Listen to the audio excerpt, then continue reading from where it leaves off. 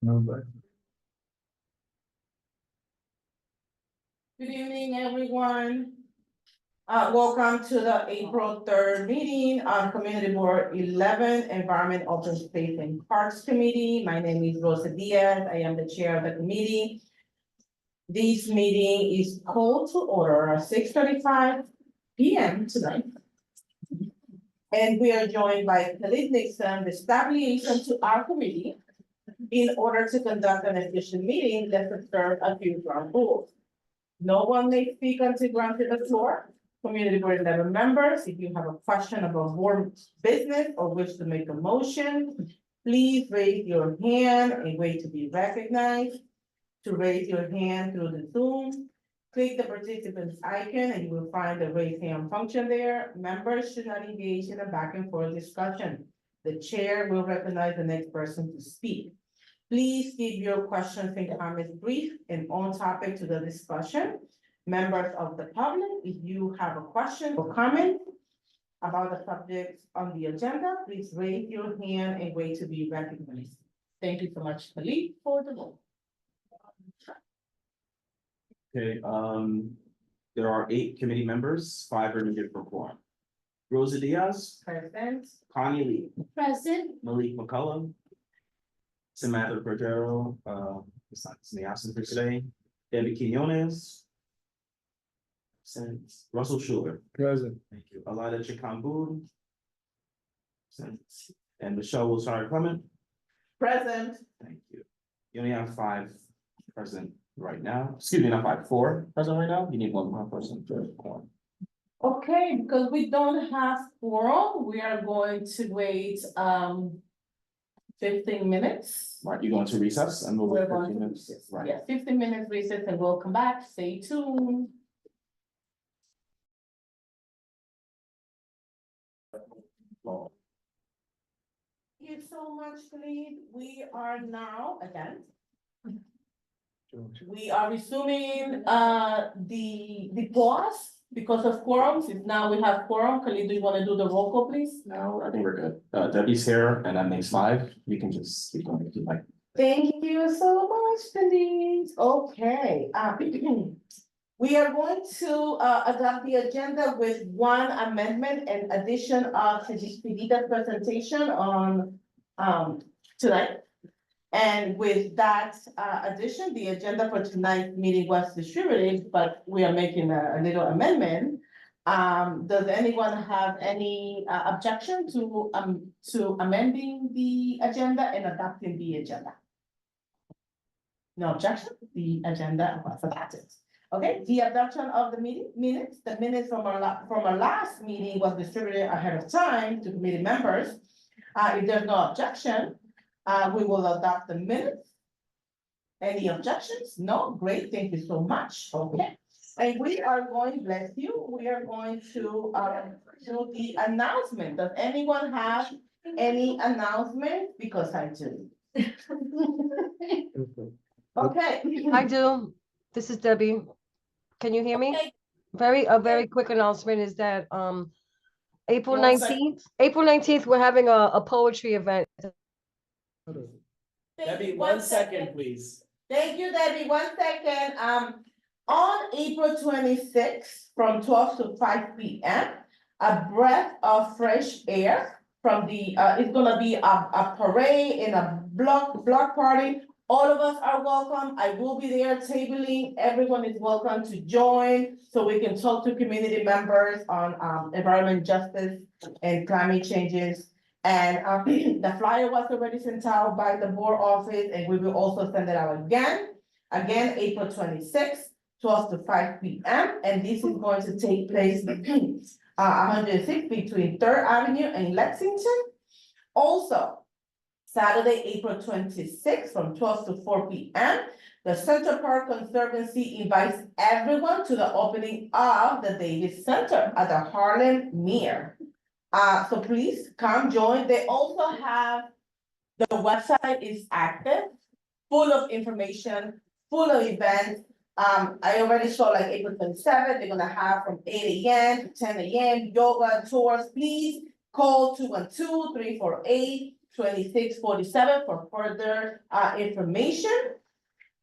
And another announcement, which I believe Steve is gonna make that announcement, but the sanitation, the composting is active as of like what, 2 days ago. Please don't get fined, follow the protocols, compost all your food waste. Do not compost trash, of course. Do not compost pet waste, medical waste, diapers, or anything of that sort. And if you have any questions, you can reach out to us so we can provide you with information. And that's it. Does anyone else have any announcements? Michelle? Oh, okay. Debbie?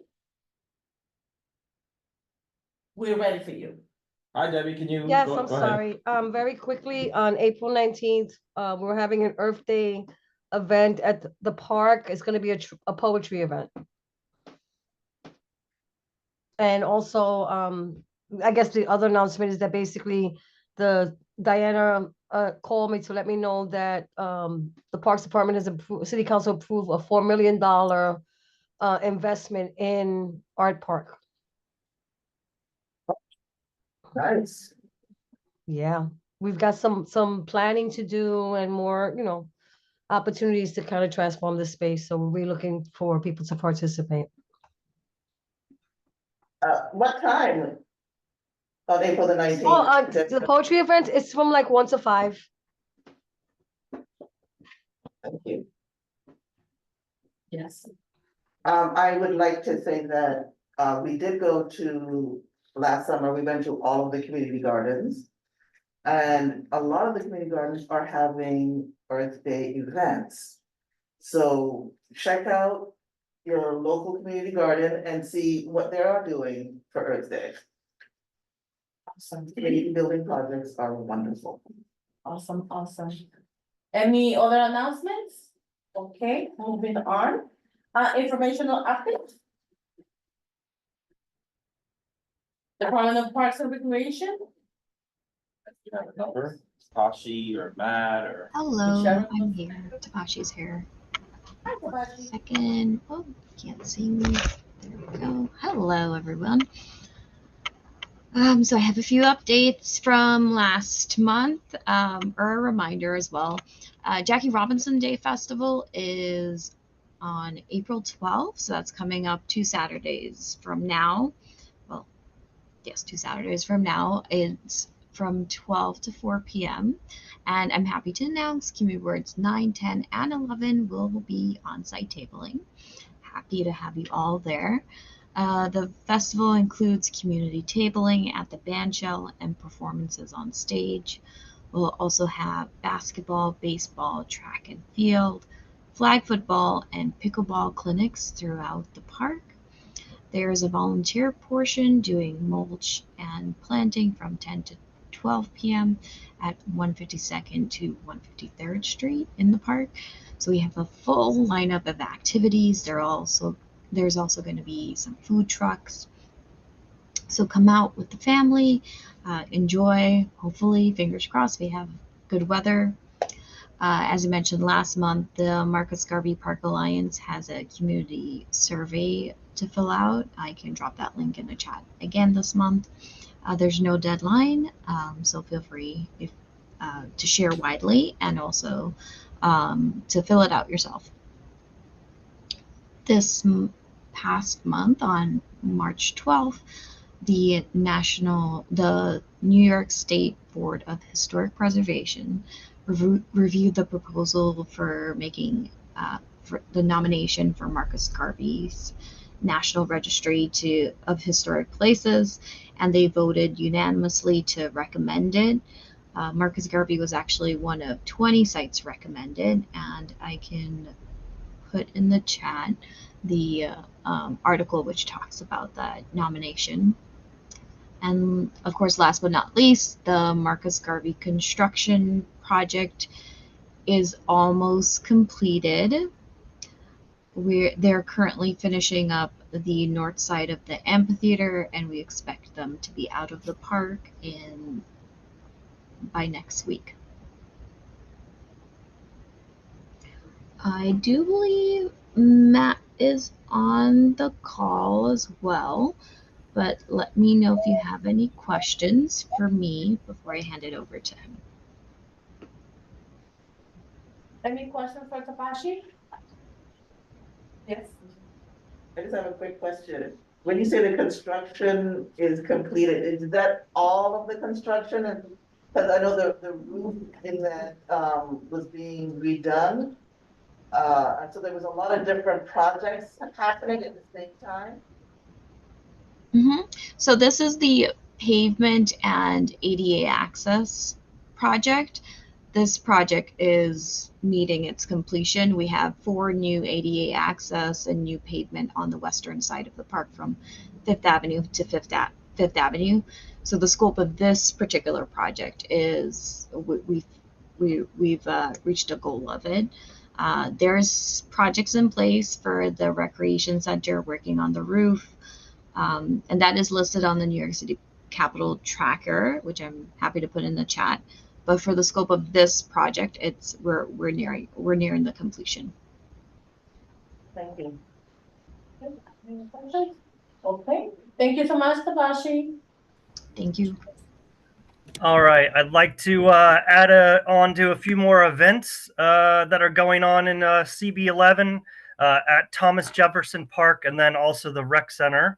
There's going to be a Learn to Ride program on Saturday, April 12th, and also Saturday, May 10th. On the 12th, it'll be from 1 to 3, and on the 10th, it's going to be from 12 to 2. We'll make sure that the community board has flyers on these events. Ages up from 6 and up can come and learn how to ride their bike on the track. It is required to bring your own bike and helmet. Participants will learn how to balance, pedal, how to steer and stop their bikes. So we'll look forward to sending that information on to you here shortly. And then at Thomas Jefferson Rec Center on April 19th from 11 to 3, there's going to be a super Easter egg hunt day where there's going to be treats and games. And of course, the Easter Bunny will be showing up. And that will be inside the Recreation Center. And these are all free events for the public to attend. You do not need a Rec Center membership. And then on Thursday, May 22nd, from 5 to 7, there's going to be a silent disco at Blake Hobbs Playground, which is at 2nd Ave and 103rd Street.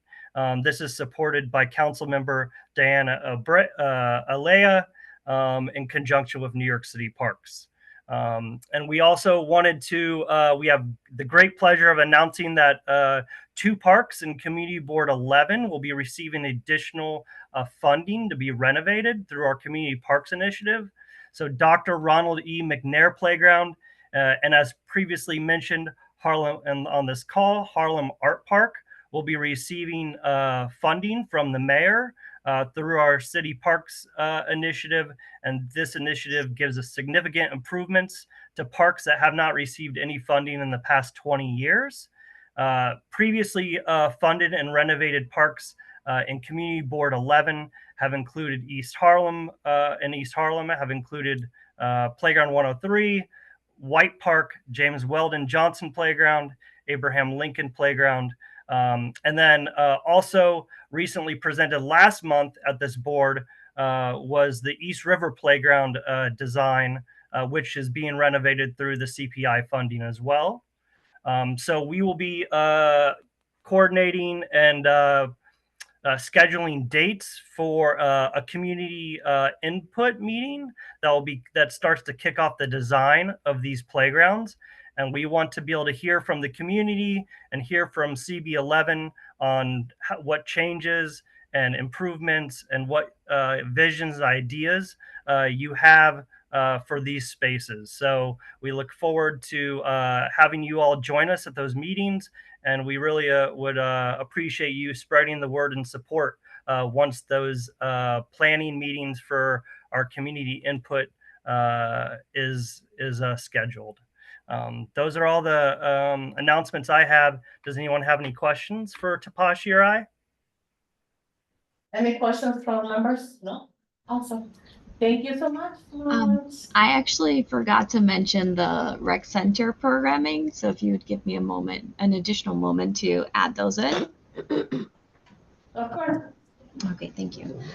So we have at Pelham Fritz and Marcus Garvey, there is a Zen Glow and Flow Fitness Night, which is a series of fitness classes including full body stretch, core, Pilates, and Afrobeats dance fitness in a neon glow in the dark themed space. That's on Friday, April 25th from 5 to 8:30 p.m. There's also a concert with Hank Johnson and Yvonne Pierre, both pianists, on Friday, April 18th from 6 to 7:30 p.m. And last but not least, at Jackie Robinson Recreation Center, there's a brush and chill paint night on Friday, April 25th from 5 to 8 p.m. That's all Any my questions from recreation members? center updates. Awesome. Thank you so much. Thank you.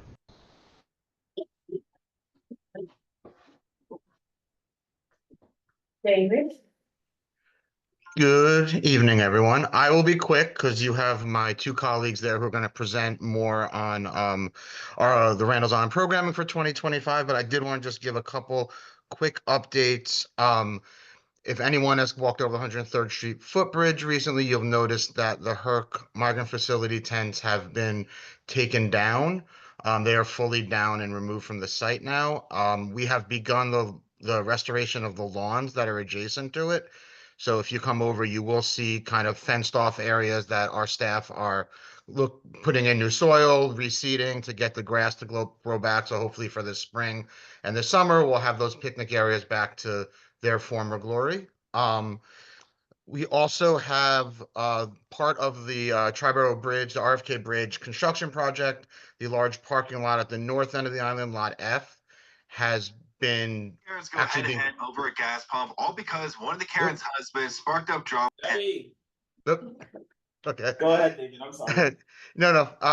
That parking lot is currently being striped. They paved it last week, so it's going to be opening, which will really be great for anyone who's been out there now that the after school season has kicked off in the spring and knows how crowded with the track meet going on it is out there. So we're looking forward to having that additional space back. And then, yeah, just in general, the spring season kicked off April 1st. All our grass fields are now open for the year. It's nice and busy in the park again. Icon Stadium had its first track meet on March 29th. We have the New York Relays coming up this weekend, and so we're in full swing in the spring season. And I'll stop there, and Phil and Anna will have a lot more to tell you about things we have planned for this summer. But I'm happy to answer any questions anyone might have right now. Awesome. Any members have any questions? No, thank you so much. Alrighty. David. Okay, so we're going to move the agenda. Anyone here from the Department of Sanitation? No, sanitation. We have Martin here from DEP.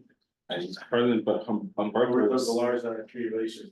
Good evening, everyone. Marty Patu, I'm the new Borough Commissioner, here from Manhattan with the New York City Department of Environmental Protection. Believe on the call, we have my esteemed colleague, Humberto Galarza, who I know many of you are familiar with. Humberto, has been the go-to person for everything Manhattan, works very closely with Councilmember Ayala's office, with Khalid, with the community board chairs. So Humberto, do you want to give a quick readout on any sort of stats that we need to give?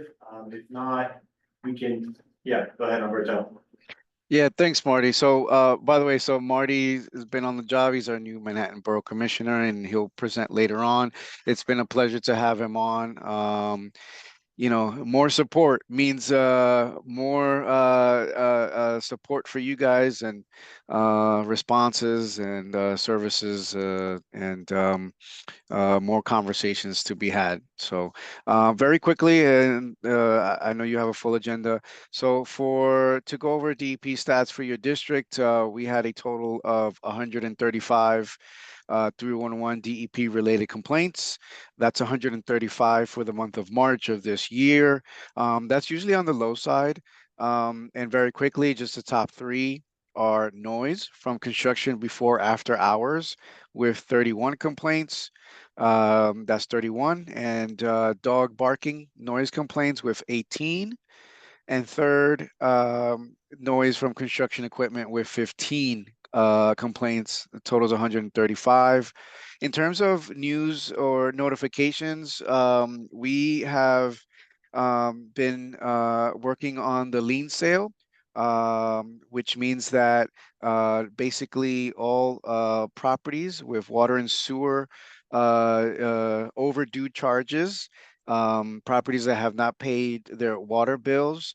We have been sending out notifications since for 90-day period where we start with 90 days, 60 days, 30 days, 10 days, where we send out notices to all property owners who owe who owe over $1,000 or $3,000 of their water bills and have not made payments. We are announcing, I've been talking to the community boards, we've been going out and talking and presenting and putting the word out there. So if you do have family or friends who are property owners, homeowners, please let them know that if they do owe any water bill over $1,000, they haven't paid their bill in over a year, please, we're just asking them to reach out to us, have a conversation with us. We listen, we hear from you. If there is a hardship, if there is something that is making it hard for the homeowner to pay their bill, we can try to work something out where there is a monthly payment plan. We have low interest rates, or just trying to figure out what program they can fit them into. Or sometimes people have a leak in their property and aren't aware of it. They see spikes. So it's something that we can look into and perhaps assist them with that leak in terms of the bill. And we're making the notifications. The lien sale will be on May 20th. So please reach out to our Bureau Customer Service Department, 718-595-7000 for any questions or issues. And I'm happy to if there's any questions that you want me to answer, or any homeowners that need some assistance, you can feel free to give out our information as well. We'll be able to happy to have a conversation with them as well. And I'll leave it at that. That way we can move on with the agenda, and let me know if you have any issues or questions pertaining to DEP in general. Thank you for your time. Awesome, thank you. We have a question from a board member. Yes, I just want to find out, when is it that construction can actually start in the city? Is it before 8 a.m.? Yeah, good question. And by the way, I don't think I said hello to Rosa and Khalid. So hello to you and the board. So the noise codes, it's allowable construction is 7 a.m. to 6 p.m. Anything else before 7 a.m., anything after 6 p.m. is not allowed. Those are the normal New York City construction hours. However, there are instances where contractors do ask for after hours or before hours construction work permits. And that's something that has to be worked with either Department of Buildings if it's work within a building, or Department of Transportation if it's street work. And those two agencies always reach out to DEP because the contractor has to have a noise mitigation plan, and they have to alter it to make sure they account for the noise they're going to make after hours, because it's not normal. And I'm sorry I went over, but I hope that answers your question. Yeah, I can believe that. Awesome, thank you so much, and hi, Humberto. Okay. No further questions, do we have any, oh, that was one silent earlier, so. Other community-based organizations? Right. I don't see anybody online here. Yeah, I thought that Jennifer was gonna join, but I guess Jennifer from the Esplanade. Oh, I know you're talking about, you mean that Ashnik from who clarified that they, I'm not, well, she was originally on, but she's not here anymore. Okay, so let's, I guess, let's move on with the presentation then. Also, do you want me to hook up to? Sorry, you're not first. Sorry, I'm It's okay, you're sorry, you're second. Let me just- Amanda's on the part. Oh, man, I'm sorry. I just think it actually- Yeah, I'm sorry. Can we go, should we go self-ready? Yeah, no, I got it. I prefer to stand by for that. It's too energetic.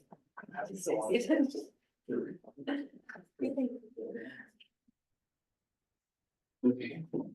I'm searching from, it's like a PDF. Yeah, I didn't know what program you would have on your computer, so I. You know, your standard Google apps, if you can send like presentations, like Google presentations. so it's like- Okay, I'll do that next time, but I just, let me practice. Yeah, just scroll. Sure. In the box and then scroll down, there you go. Okay, cool. Hi, everyone. Hello. I'm Anna Kemeny. I'm the Public Programs Manager at Randall's Island Park Alliance, and this is my colleague Phil. I'm a communications manager, started in January. Yeah. Thank you for having us. Yeah, thank you so much for having us. We're really excited to be here, and this is also my community board, so I always enjoy having an extra reason to come to these meetings. So we're here to talk to you today about some of the programming that we have planned at Randall's Island Park Alliance and some opportunities that we hope many of you and people you know will join us for. Cool. Okay. This may be fairly familiar to a lot of you, since I know a lot of people in this room do already frequent our programming. But for anyone who's new, or as a nice review, this is just an overview of the programming opportunities that Randall's Island offers on an annual basis. We offer 250 plus free community programs, as well as 2 free environmental education field trip programs for public schools, primarily a 5-week summer camp. That's not a single child camp. We accept CBOs for days of programming, as well as 3 major community festivals. All of these programs, we work with over 90 local partners, many of them from East Harlem, and we have 2 weekly volunteer opportunities, one at our urban farm on Sundays and one in our natural areas and gardens on Wednesdays.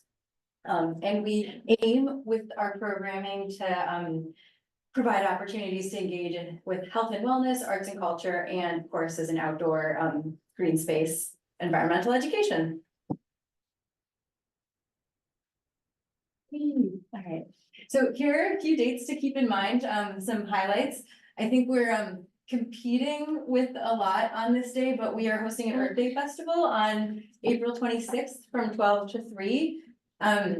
So we hope you'll consider maybe coming, like you could start at a breath of fresh air, and then you could come over to Randall's Island and then head to the Davis Center and just have a full day of Earth-related programming out in East Harlem. What could be more fun? I'm bummed that I can't do that. We're just super excited about this festival. It's like our kind of like spring kickoff. And then we do a summer festival and a fall festival as well. So we'll look ahead to those on July 19th and on September 28th. We're also doing what we call celebrations, which are like smaller than a festival, but bigger than anything else that we do in the park. And some highlights that I want to share are Big Truck Day on May 17th. For our Big Truck Day, we work with primarily city agencies like FDNY, DSNY, NYPD. You can get up close to the trucks that care for our city. If any of you are able to hook me up with a big truck, let me know. We have a lot of space in the park, so we can pretty much accommodate as many trucks as possible. That's a good event for like 10 and under, but everyone is welcome. We'll also host fireworks and fun, which is we will do some entertainment before the Parks Department sets off fireworks on June 26th, kind of like a kickoff to summer.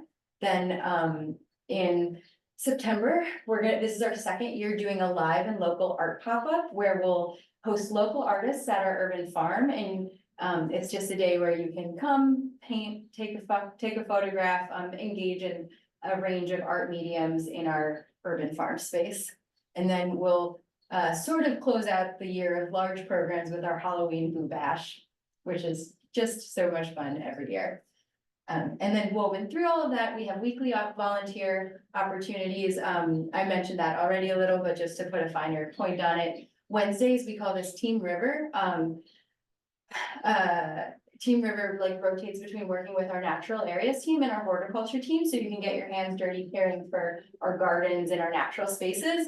And then on Sundays, we are working at the urban farm, so you can compost and help us with like a whole range of tasks that happen there. More highlights and some more dates for you. I'll go through these quickly.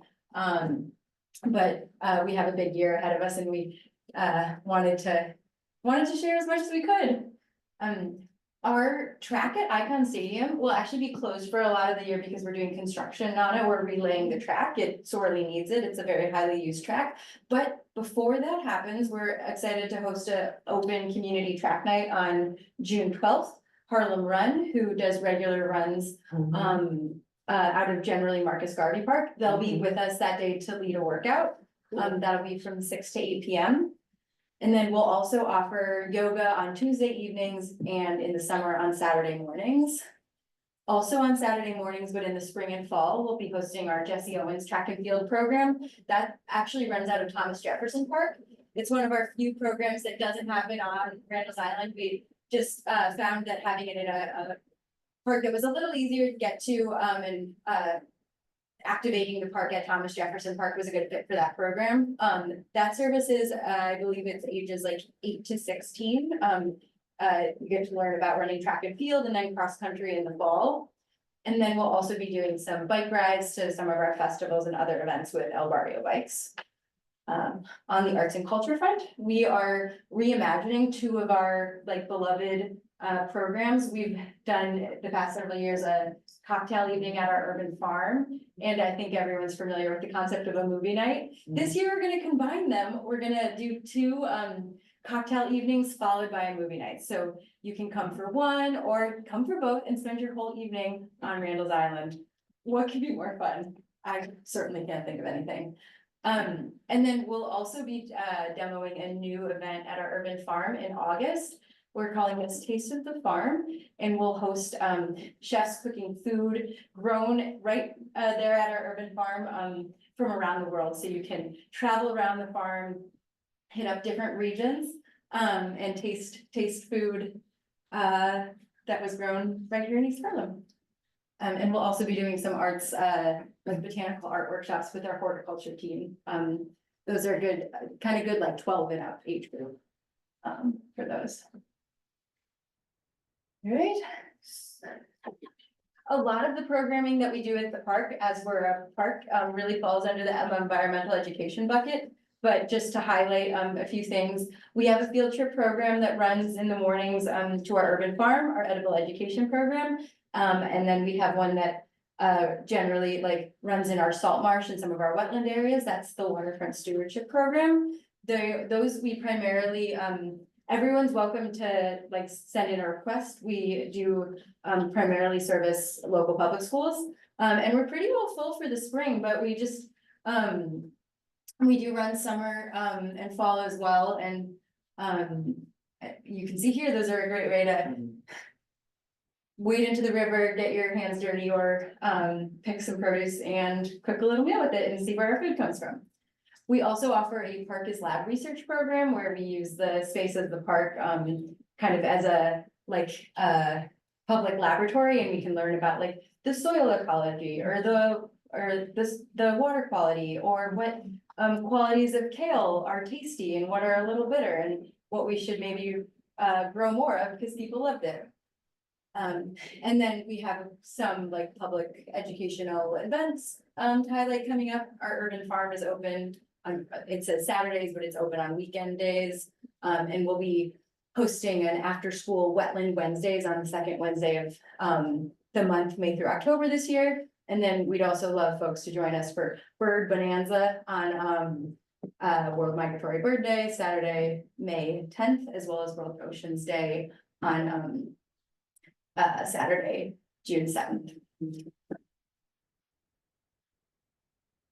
Cool. And then here are just a few like weekly weekly opportunities and then opportunities to learn a little bit more about stewardship with us. We have a community seedling distribution. This runs on our urban farm open days, and you can come by and pick up a seedling or sometimes a packet of seeds. And that's dependent on what's in season at that point. So it might be like herbs one day, it might be tomatoes another day, but if you're a what's the thing called, a fire escape gardener like myself, this could be a great opportunity for you. And we've also added a 24-hour compost drop off at the urban farm. So I don't know why you would necessarily be like at Randall's Island in the middle of the night with your compost, but know that if you were, we could take it. And then we're also really excited to be setting up some citizen pruner trainings with Trees New York.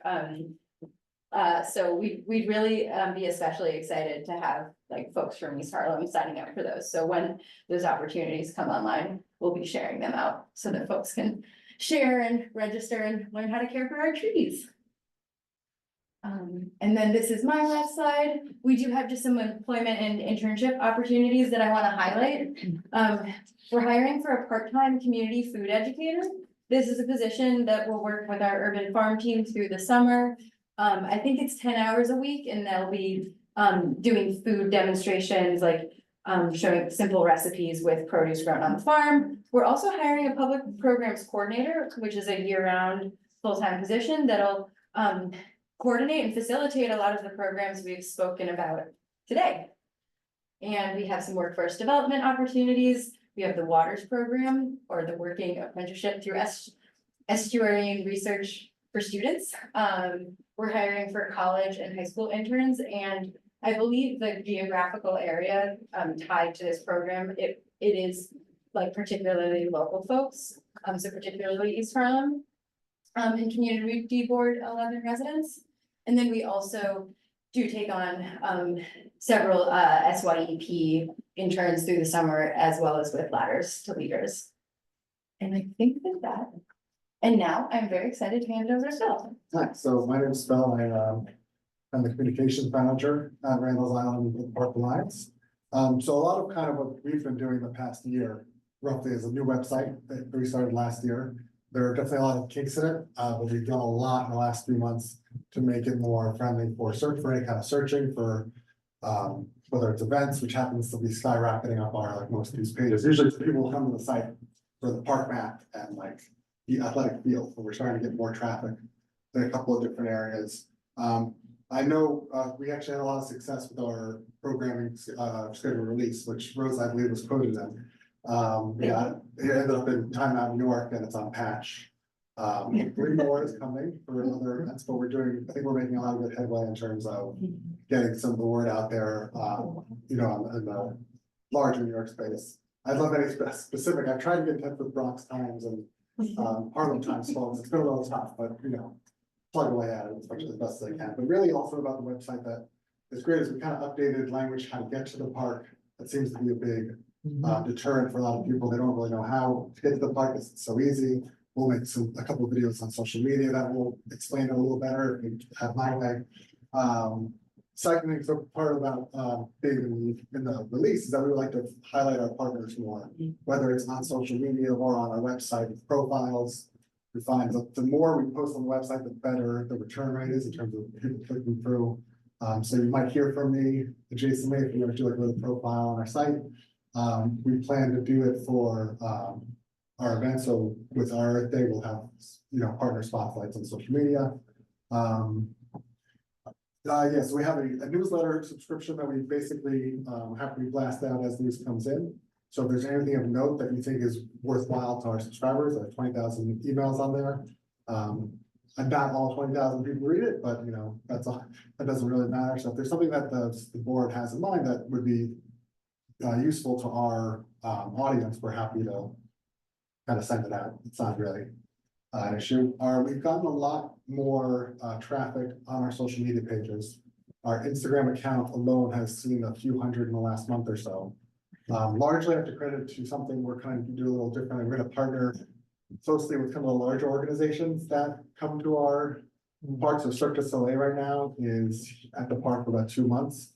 So we're doing a lot of posting with them, and we hope that the advanced following we get from those posts then trickles down to posts, because we want to partner with everyone, we want to collab with everyone on Instagram, because that's really the best way to get eyes and ears and everything. So it's been an early success. I'm hopeful that we'll have a little more help this year with the Grand Prix coming to Tycon Stadium and Athlos, another big track event. We still have soccer matches coming to Tycon Stadium, NYCFC minor league team being the main team. So that's kind of a lot of eyes that'll be on the park and the stadium. It is the stadium's 20th birthday, so you'll see a lot of Randall's Island posts about the park and about events that are going on there. If you're ever interested in learning more about the stadium or what events are there is a calendar on our site, and there's a little more detail on our schedule than usual. Normally it's just kind of a list, but we've fleshed it out a little bit. Same with our regular programming schedule, it's all up for throughout the year on that link there. I have palm cards to leave here with a QR code that brings you to our event. I have to get them from my car. I park a little far away. But I'm happy to distribute those. And that's really about it. Like, we're very open to ideas. I've kind of seen what the park has done in the past and kind of what my experience brings, but I'm happy to work with any and all organizations with the messaging and the voice behind it being, supportive and the same. So I found out so far in my limited time working with the board, I've been very pleased, and I'm looking forward to doing more. Any questions from the board members? Do we call on people or do you? Sorry. 2 questions or comments. One for, I forgot your name already, Phil. The advertisements that are happening for Cirque du Soleil on like the little subway things.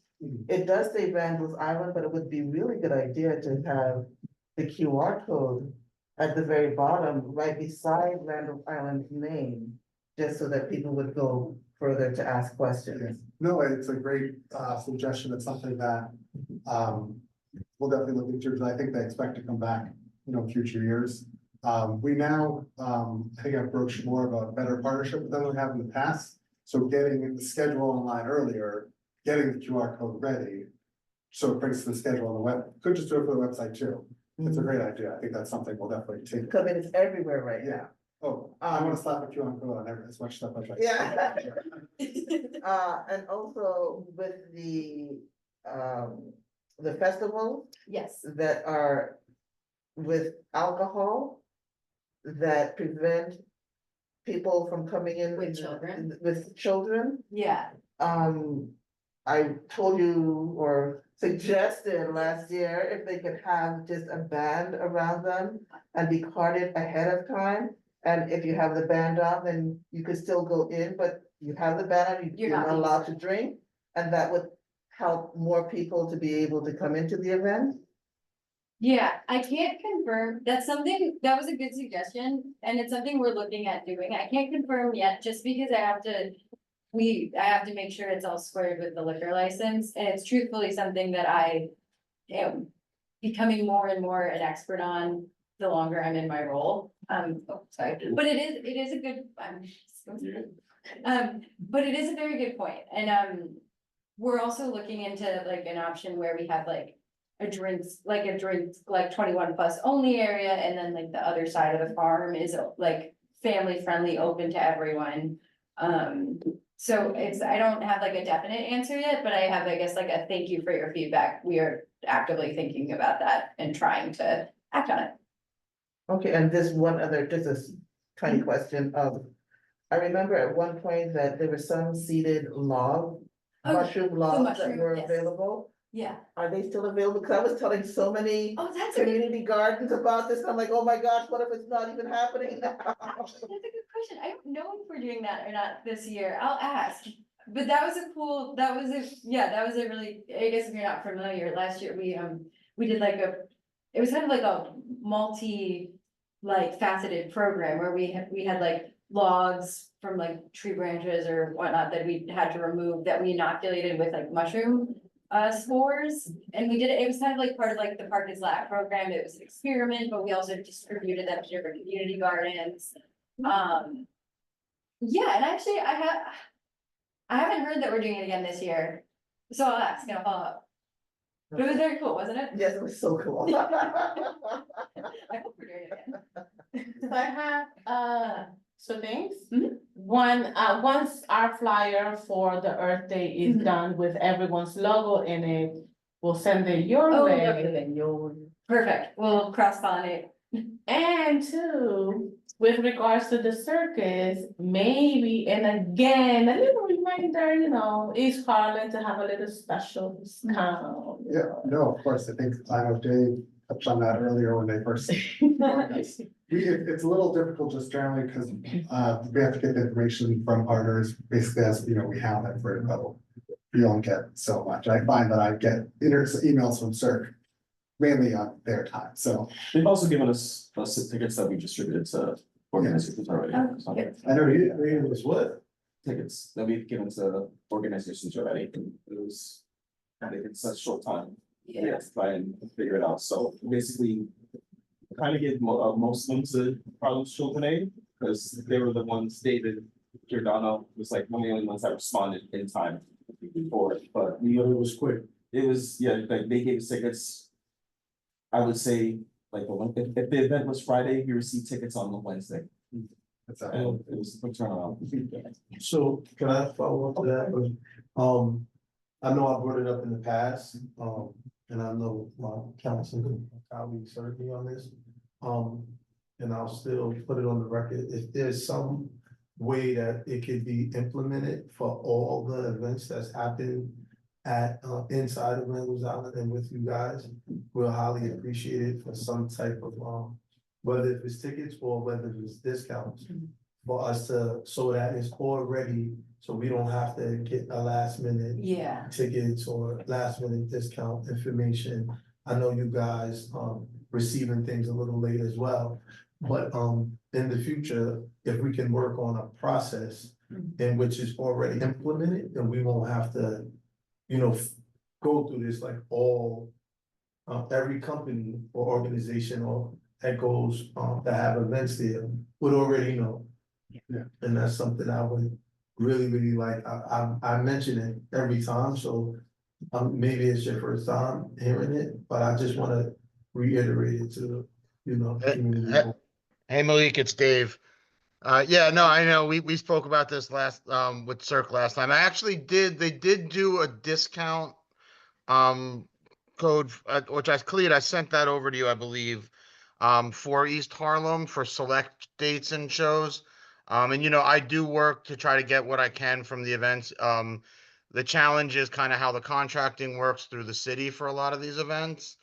So it's not really so easy to kind of require these things, but I'll continue to advocate and do what I can to get to get that sort of stuff when I can.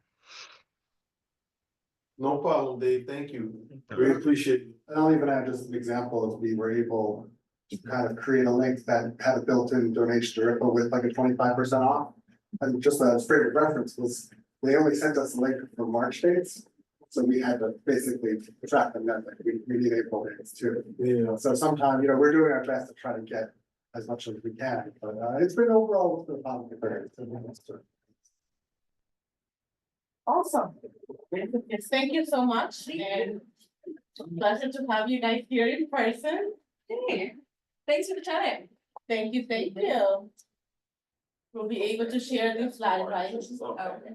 We have the slides, Anna, that we're able to share. We have. the Please, slides. yeah, yes, please. Awesome. You have them, please share them. Yes, thank you so much. Yeah. Okay, and now. You're welcome to stay. He's gonna go grab the phone card. Yeah, but I have a. Oh, yeah. More. Did you have an Yes. Hey guys, we're still in the meeting right now. What's that? I have to switch that. No problem. But I can also look it up, however, so whatever we should use me, right? Yeah.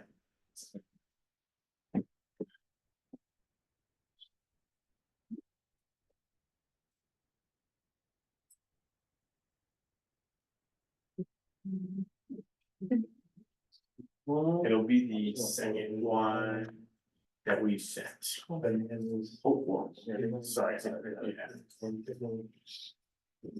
I sent you the PPT, but then I sent you as a PDF, and the PDF is better. You want to get going, they just sent it just through, I go. PDF version. Yeah, sorry. I sent it PPT, there's PDF. Okay, down here. There you go. That works. So we can set this up. Good evening, everyone. I'm Marty Fitzhugh. I'm the New Manhattan Borough Commissioner with New York City Department of Environmental Protection. I know a lot of you know Humberto. Humberto and I work right next to each other. And I basically cover the borough for our Bureau of Public Affairs and Communications. So I report up to a Deputy Commissioner for Public Information. And Humberto works with me.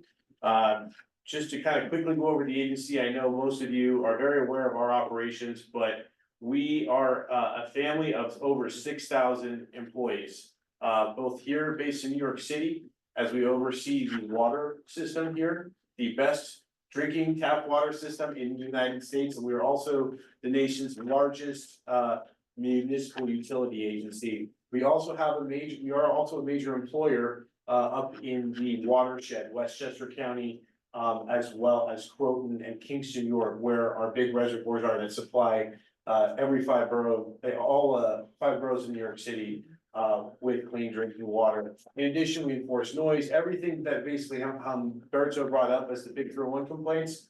A lot of that is DEP, all of it is DEP. So tonight I'll just get right into it. Before I do start, I know that hiring came up in the last conversation. So what I do want to flag, if you go on to nyc.gov/careers, we are hiring across the city from police officers, teachers, DEP. We'd love you to come over to work with us at DEP. Whether it's civil service, non-civil service, we are hiring all across the board. So again, that website, they actually put something together for all city jobs in one. That's going to be cityjobs.nyc.gov. And you can apply for any city job that you see on that portal through our Department of Citywide Administrative Services. Cityjobs.nyc.gov. It's cityjobs.nyc.gov. And then if you go to the individual agency websites, like if you went to DEP, you're going to end up being brought onto the same portal. So just wanted to make sure we got that out. And majority of our employees are New Yorkers. Of course, we have, we all have to live here, but a lot of native New Yorkers as well. So anyways, I'll get right into the presentation. Also, feel free to ask any questions after. We're here to help. This is a citywide initiative that we're doing. Flooding 101, I know most of you are familiar with it, but wanted to make sure that we hit Community Board 11. You're the first CB to get this presentation in the whole borough. So here we go. You want to take it? Yeah, sure. Yeah, that's cool. Awesome. Hold on. Ready? Oh, you just scroll. Okay, sorry. All right. Our changing climate. We believe here in New York City, we do believe in climate change. The NOAA, which is the National Oceanic Atmospheric Administration, has reclassified our city as a humid subtropical climate. As we all know, sudden powerful storms are bringing more intense rainfall to our city, all five boroughs, especially here in East Harlem. In August 2021, we had Hurricane Henry. We had 1.94 inches in an hour, just in 1 hour. September, we had, of course, Hurricane Ida. All of Manhattan was hit. Of course, all of our friends in Queens were also severely hit, especially on over in East Elmhurst, really, really bad. That was 3.15 inches. And then the last one I was involved in actually with the response at the mayor's office was our September 29th weather event. And since then, we've actually done a lot more in terms of proactive notifications from Notify NYC. That's been around a long time, but we've been putting out more information to keep the public aware. Effects of these storms, of course, can be made worse by sea level rise and tidal cycles, and we are surrounded, fortunately and unfortunately, by water. So we have three different types of flooding here in New York City. Stormwater, of course, the rain, coastal flooding as well. You can get coastal flooding both from rivers and oceans, and then of course groundwater flooding. One example that I try to make, and also I'm very new to this role, I've only been here less than 90 days, here with the DP. I was at another city agency before, so one thing I've learned very quickly as a layperson is groundwater. You know, when we go and see if a leak is caused because of DEP's tap water or our water mains, we're able to test to see, you know, if it's a groundwater leak or of course, if it's in our pipes. And then of course, the coastal flooding, we're doing a lot of work. You're probably seeing that on the FDR. As you go into Lower Manhattan, we're coming up the way and we're also going around Lower Manhattan up on the west side as well with our resiliency projects that we'll get into in a little bit. All right, sewers, of course, we are known for our sewers here at DEP. We work in every rainstorm and protect fully against 98% of all rain events. The sewer network is generally built to handle about 1.5 to 1.75 inches of rain per hour.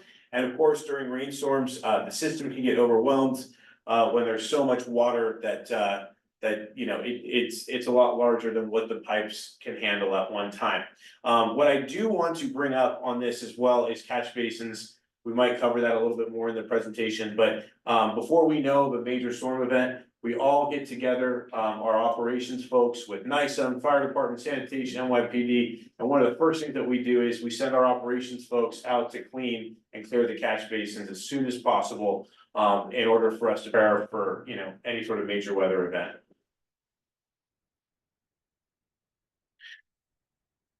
And I'm sure folks are aware, you know, 60% of the city has combined sewers that carry your wastewater from home, and stormwater from the drains. And of course, during storms, sewer system can get very overwhelmed when the amount of water produced by the storm, is greater than the capacity of the pipes. And we already kind of addressed this. The result can, you know, right into catch basins. So, backups from manholes, catch basins, and basement sewer connections, overflows into from the local waterways. So I know we've seen this on the FDR from the local waterways. We've seen this, of course, on the west side, Riverside Drive going up into the heights. We've also seen the Hudson as well as the East River. Yeah, and the catch basin cleaning is really important when we prepare for a storm. And of course, during the storm, we try to keep those running. Because you see all the catch basins when you're walking across the street and everything.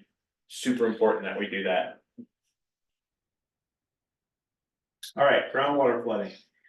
Some areas of the city have naturally high groundwater after a heavy rain or back-to-back rainstorms. The ground can become very saturated. Water seeks its own level, so it will find trouble through cracks in a basement foundation or floor drains. If I may stop, can I get a show of hands of how many people have had a leak in their home in the last 6 months to a year due to groundwater flooding? Anybody? Okay. A lot of times in the outer boroughs, we get more of that. Well, not outer boroughs, but Queens, Brooklyn, etc. And tidal coastal flooding. So coastal flooding can send tidal water back up into the sewer system, resulting in overflows from manholes, catch basins, and basin connections. Of course, our tide gates keep ocean water out of the system during high tides or storm surge. One thing that we are doing, and this is a little bit more in Lower Manhattan, but we're continuing to build this up. Hopefully, you know, if we can get additional funding. Our Bureau of Coastal Resiliency has been working very hard with our inner city partners as well as FEMA and the state. Basically, post Sandy, we've been doing a lot of resiliency work, and gates are a big part of that. Floodgates, you'll see them on the FDR Drive. That's what they're doing on all of that work. And you know, hopefully one day, it's not planned at this point, but hopefully one day we'll get that going further up the East River. That's still in construction, and we'll get into that. I do want to play, oh, shoot, because it's a PDF, I can't play the video, but basically I'll kind of walk through. I believe this is actually Red Hook in Brooklyn, and essentially it kind of shows how the water basically takes, when there's coastal flooding, it basically takes the streets grid by grid by grid, and all this kind of converges. Scary stuff, and it has happened. The reason why we have this video or this graphic is because it has happened, and we saw how that water came into the local streets. All right, hurricane season. Of course, you know, we do get hurricanes. I know a lot of folks in this room probably experienced Hurricane Sandy. with a lot of people, Hurricane Ida, just a couple years ago that we walked, that we talked through, and then of course, the September 29th, 2023 rain event, which was also, affected by a major hurricane in the southeastern United States. There's been some controversy as to whether, the National Weather Service never called that a hurricane up here, but parts of the city, saw some damage and flooding. So hurricanes are powerful storms that draw their energy from warm tropical waters in the Atlantic Ocean. High winds, right? All the stuff that we experience when hurricanes do hit. I don't think I have to explain anymore because we've all been through them. And the hurricane season is June through November, but really it begins August in NYC. So, if you're down in Florida, down in the Caribbean, you're gonna feel it a lot, it comes a lot earlier in the summer than what we usually get, but weather's unpredictable, the climate's always changing, it could happen at any time.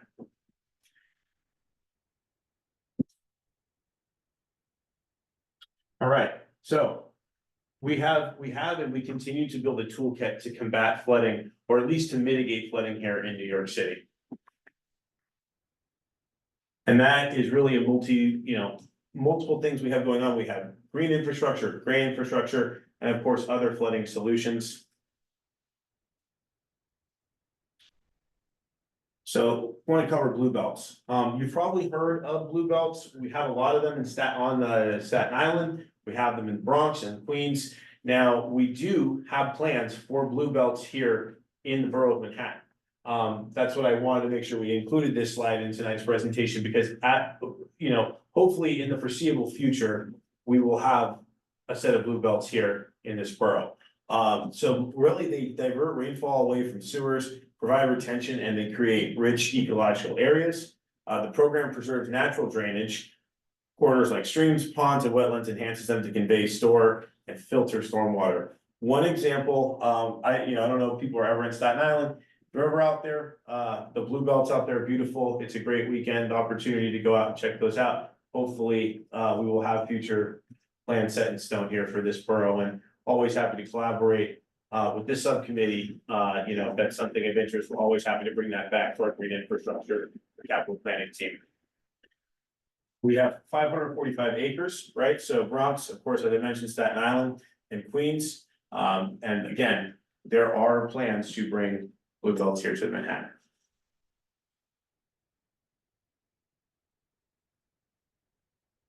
All right, cloudburst infrastructure. So capturing and holding rainwater from heavy downpours that drops a lot of rain in a short amount of time. Cloudburst management projects can use contained spaces normally used for other purposes, as you can see here, like a sunken basketball court, or an open hockey court, right, where people are playing street hockey in the street. So those areas can hold stormwater. We can also use sewer pipes, underground storage tanks, and green infrastructure. I wanted to actually, I'm going to grab my phone because I wanted to list a few locations where we currently have a limited amount of green infrastructure here in CB11. There's a couple of parks. So the 103rd and FDR, there's a park there. We have green infrastructure there. We have rain gardens. That's DEP infrastructure. I'm just going to pull up a few more locations as well. East River, right? Yeah, it's right there on the East River. Yeah. So just within CB11, we've been awarded $8.3 million from FEMA to construct a project at the Clinton houses, the Clinton Cloudburst program. I couldn't give too much information in the PowerPoint. What I can do is we have an entire PDF brochure. Be happy to get that over to you. That is currently in the design phase, but it's something we've been working with our partners at the New York City Housing Authority, DDC, and many others here at DEP as well. I also believe the council member's office, Councilmember Diana Ayala, who is a big supporter of DEP. We work very closely with her office. They've been working really hard with us on this initiative as well. The other two parks, it's not Woodrow Wilson, excuse me. So it's constructed as Playground 103. So that's the one on the East River. And then James Weldon Johnson Playground at 115th Street. We have a rain garden there. And then we also have the porous asphalt and permeable pavers And that last project is still in final design.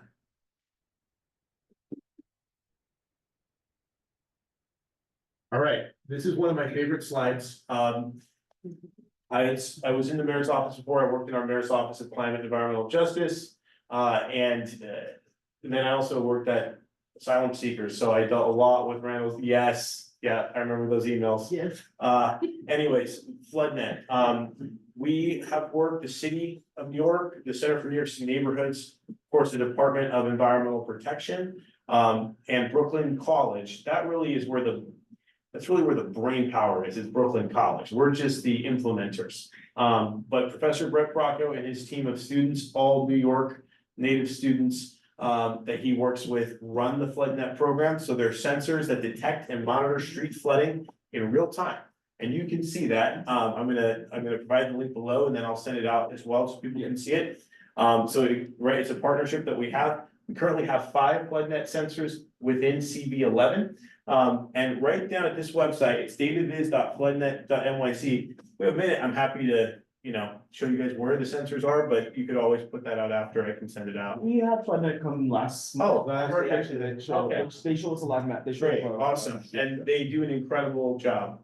And also it's very helpful because when we used to work with our emergency management and community affairs unit at the mayor's office, we would send the FloodNet numbers and the levels to the emergency operations center, right? So they would see what had happened the night before. It was a 2 to 3 day weather event. So are they gonna prevent flooding? No, but they're gonna have the real-time data that will help us when we think about, the cloudburst programs, when we think about all these different types of flood mitigation, rain gardens, etc. And we have 5 here in the borough. They didn't catch anything actually on the last rain event a couple of days ago. I think it was Monday night, we got a lot of rain. And we did not pick up anything. And I actually asked one of the folks there to see why maybe, but I guess East Harlem just did not get the amount of rain that we got in other parts of the city. I was very surprised.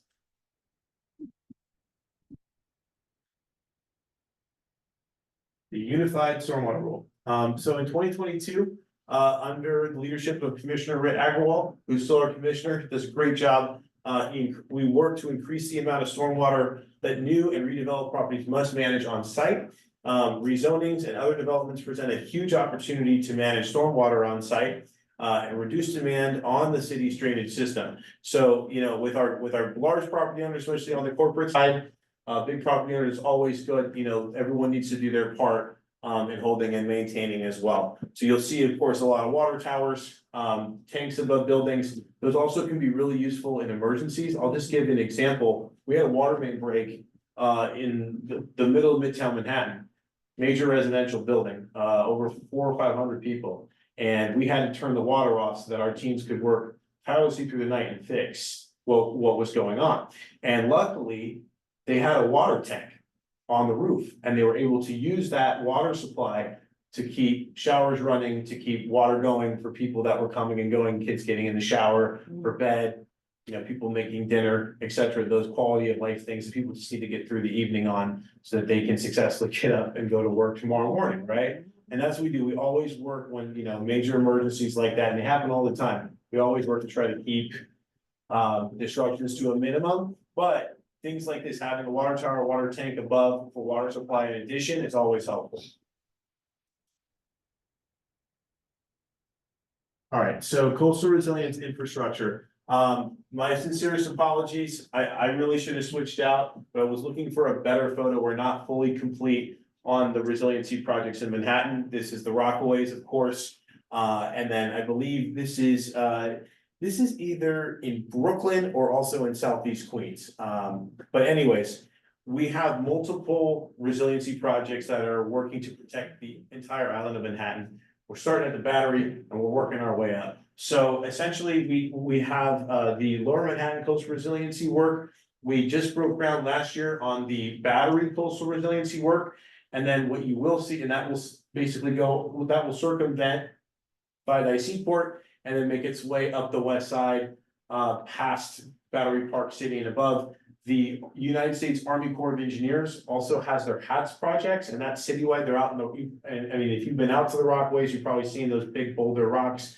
You can also see them up the Hudson. So the Corps is all over the place doing engineering projects, basically in any borough where we have water, which is everywhere. But they're in Manhattan, they're in Brooklyn, they're in Queens, but mainly Manhattan and Queens. They're doing these big studies, and they've also done a lot of construction and helping maintain the seawall a little bit above. The East Side Coastal Resiliency Project goes all the way from around Peck Slip, and it makes its way all the way up to around 23rd Street. And then, of course, you've probably seen some green infrastructure, not from DEP, but from the Parks Department and EDC, with some of the new walkways around Sutton Place coming down the East River, the FDR Drive. And so at one point, we will hopefully connect East Harlem and all these neighborhoods going down the FDR together. That, of course, is the main plan.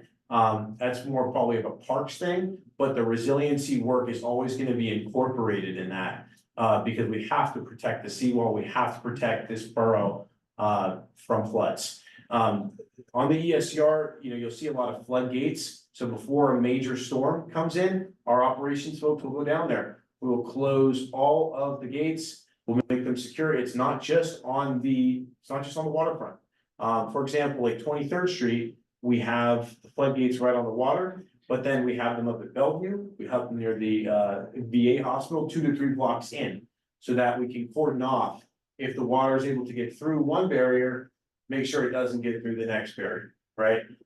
And again, I don't have timeline as to, when more resiliency projects are gonna come on board. There's some questions, about funding and everything for future projects, but right now, this is fully funded, and we are completing multiple parts of this project all the way up to 23rd.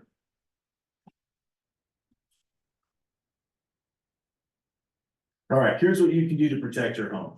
So converted basements, sewer backups, bathroom fixtures shouldn't be located lower than the sewer connection. This can result in raw sewage backing up into basement apartments or drains. Very expensive plumbing job.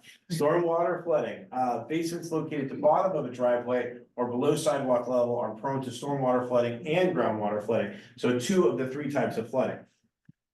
And safety. Exit routes are critical in the event of a flood. Bars on windows trap people in flooding basement apartments. Fortunately, we have had multiple fatalities in New York City due to that issue, due to those barriers.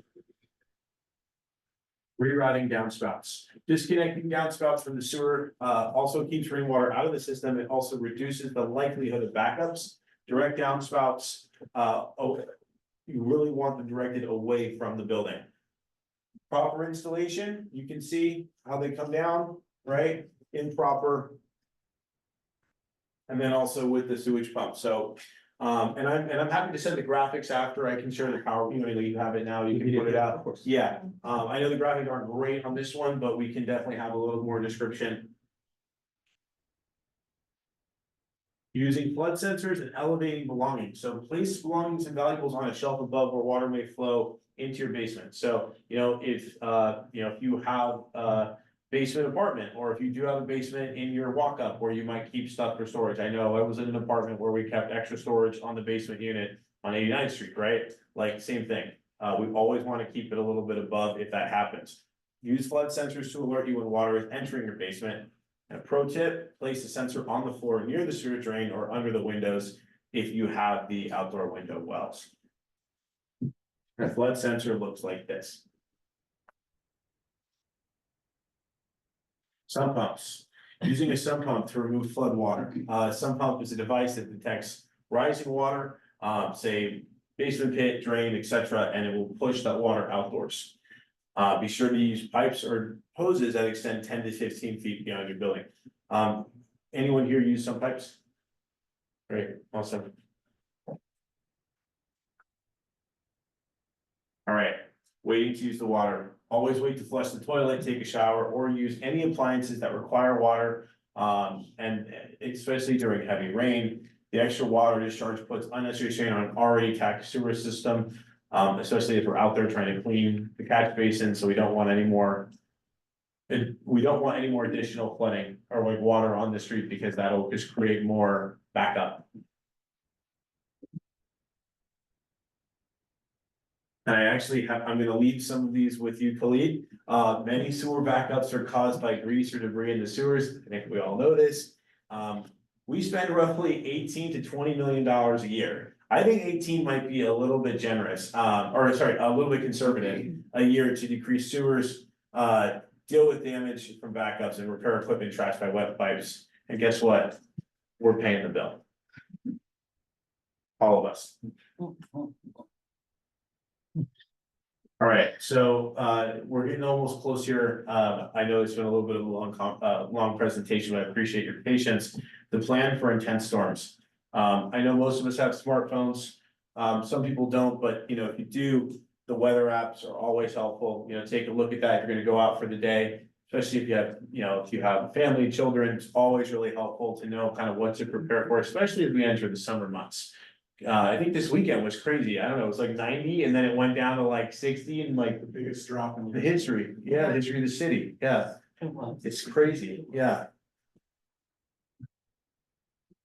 There's also the NOAA app, which is an official app of the National Oceanic Atmospheric Authority. I think authority is the last A in that, but I can check.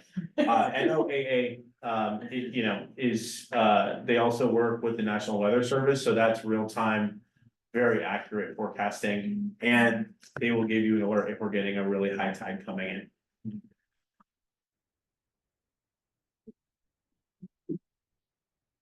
Oh, that's a good one.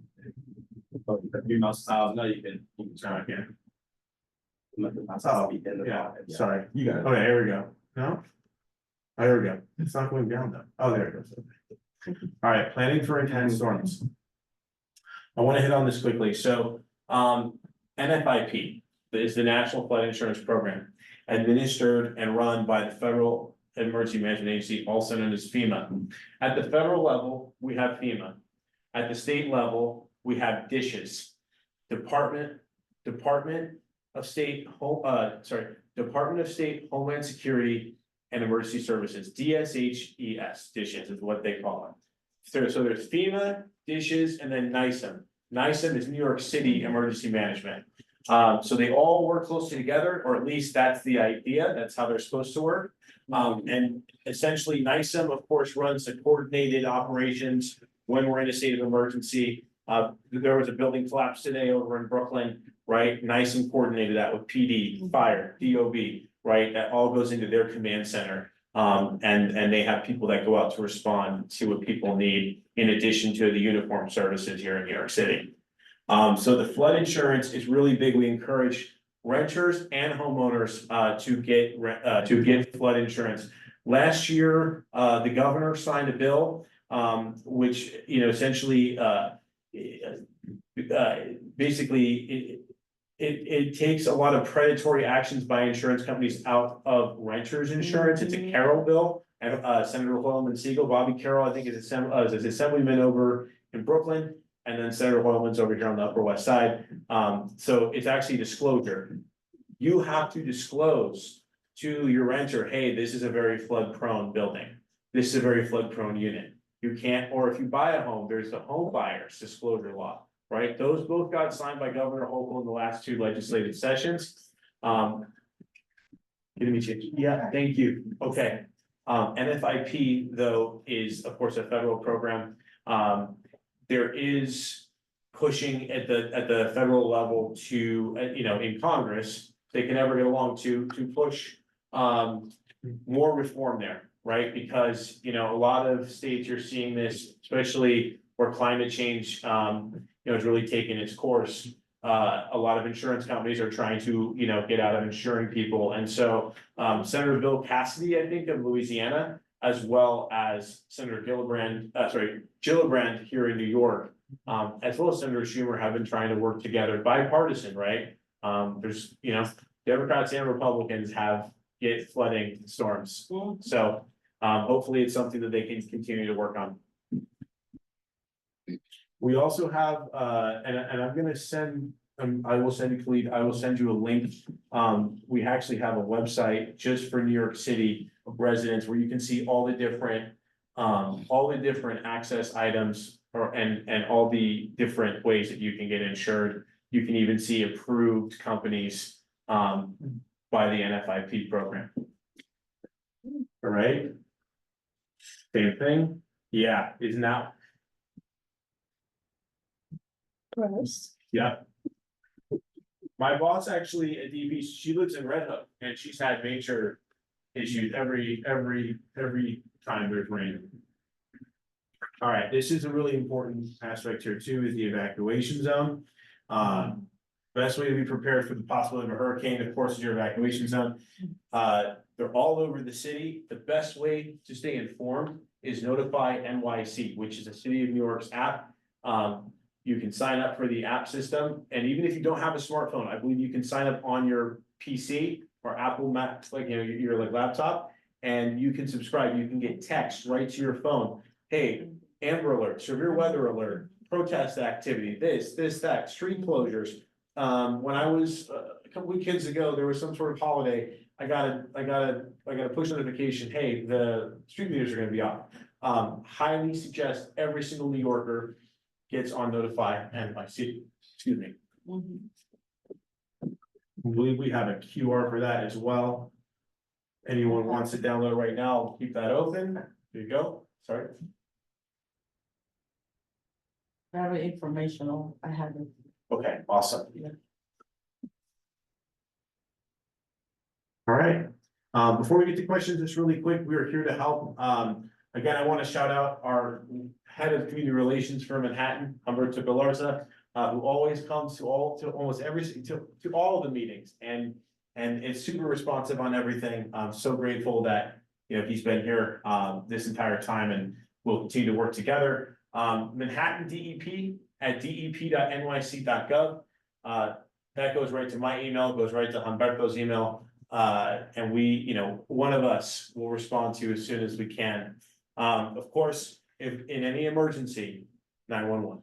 But to report anything else, especially related to DEP stuff, you know, water issues, leaks, 311, noise, we enforce the noise code, both commercial and, right, like that's and also construction. That is DEP, all through 311. And the idling program as well. And you can please follow us on all of our socials. We're known as NYC Water. I think we have the best Instagram game in city agency world. So at this time, I'll shut up and I'm going to take your questions. Any members have any questions? I'm just curious. Hi, I was just curious, what, you were talking about plans that are being made for a blue belt in our area. What would a blue belt look like in our area? That's a really good question. And I'm probably gonna have to get back to you, but what I can tell you is there are no current, like, there's no, like, it's not in the design phase at this point. And we don't know specifically if the blue belt would be in CB11. We're being told that they'll be coming to the borough of Manhattan. So very well, could be up here, could be in Inwood, could be downtown. But essentially, usually they use parkland where, you know, that's really not operable, and that's where, you know, they create the blue belt. So I think, I mean, just kind of putting that picture, you know, like kind of like painting that picture, but I'm happy to, you know, reach out to the green infrastructure team. They do a lot of work with the blue belts, and I'd be happy to check in and see, you know, if they've been looking or identifying anything, you know, where that may be. Marty answered the question. It's basically it's think of it as a big, large scale land natural catch basin. But you need land in order to divert the stormwater to naturally travel through this the land and trees, greenery, etc. To act as a catch basin. Berto is spot on, and that's why Staten Island, again, if you ever have a weekend, go check it out. They have a lot of that land, right? I mean, a lot of Staten Island was especially near the fresh kills. Right. Well, I like that you had it in to the playground. And we do have a lot of playgrounds. We don't have a lot of land. No. but to have it go in more playgrounds, that would be a positive sign. Okay. As well, I Great. just wanted to add the green roof that you had in one of the shots. Is Where that the like water towers are. where the water tower? So, It was a planted, yes, that, yeah, Out so, there? yeah, let me see where that's at. That looks like, oh, let's see. That's like, west, is that yeah, I think that's Chelsea. And yeah, that is, or maybe a little west of Chelsea, but yeah, or that is as urban ag as you can get. Green roof, they've got agriculture on the roof, like there's a lot of vegetation. DEP actually, because I helped with the legislation, we helped get past the green roof tax abatement. Right, which we made an amendment to that, I think it was last year, so New Yorkers can actually get an abatement.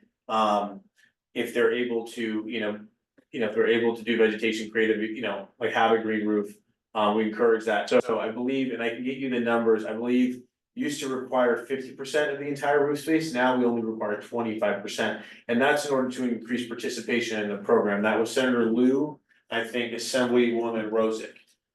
Both Queens electeds, but state law for a New York City tax abatement, all the tax abatements, even if it's for New York City, have to go through the legislature.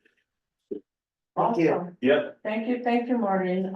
Any further questions, please, we'll provide Martin's email, so you can email him directly. Please send the presentation if you haven't done so already, so we can send it out to everyone.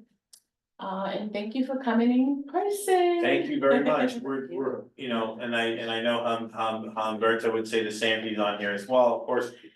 Thank you so much for having us. Thank you for always reaching out. We really appreciate it. Of course, thank you, Berto, All right. too, Thank you. for staying engaged and answering the Thank you, guys. questions. Thank you. I followed you on Instagram. He has 1,000 more followers than Randall Simon. And we are going to He does. the next presentation. Everything water does, yeah. Sivita. Yes, good evening, thank you for fitting us in tonight. Yes, thank you. To keep this brief. Your names, your full names, please, for the record. Yes, Kevin Simic. And Nicholas Alexander. So it was almost a year ago that we first presented, I believe it was last March. When we were discussing the full construction of the East River Esplanade. So back in last March, it was in the beginning of the design phase, so we were not fully aware of what the scope was gonna be. And since then, we've seen the beautiful plans that Parks and EDC has put forward. So this presentation is really looking at one section, which many of you may know that we brought up, the 107 to 117 part, which does not have funding at the moment. Right. So it's a gap in their plans. Yes. And so this is just a picture of as soon as you get onto the Esplanade from the Thomas Jefferson entrance over at 100 and I think that's 112th Street or so, 113th Street. That's what you see. You see, Esplanade's closed in two ways. And so, where are we going?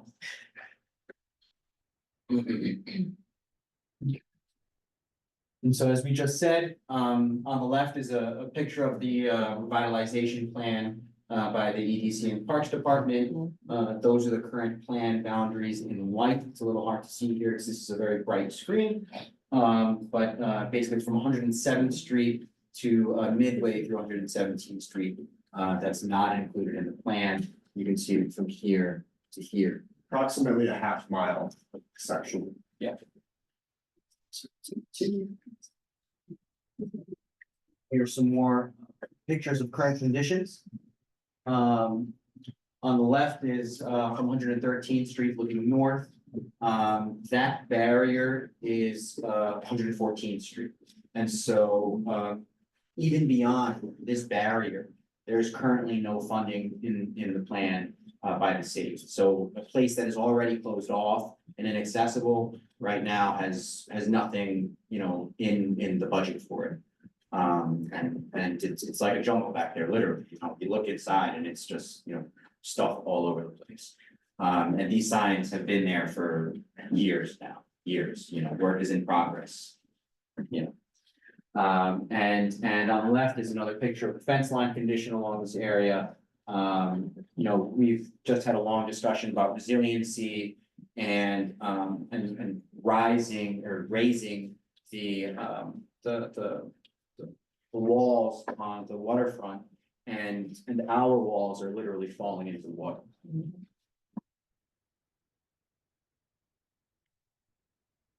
And this is what the city has been doing.